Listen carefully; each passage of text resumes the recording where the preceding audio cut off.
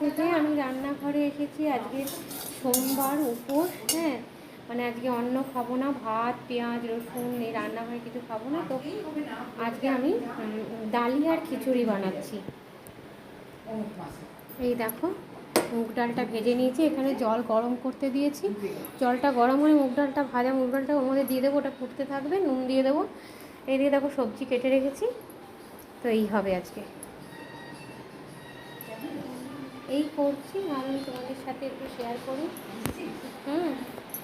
Share করতে করতে, কথা বলতে ভাবলাম রান্না করি, তোমাদের সাথে শেয়ারও করি। তো এই করছি। আজকে মন্দিরে পুজো দিয়ে মনটা ভালো হয়ে গেছে, খুব ভালো লাগছিলো মন্দিরে। তোমরা কোথায় কে আছো, কারা কারা যে মন্দিরে গেলে না বাড়িতে জল ঢাললে, সবাই জানিও। আবার আসো।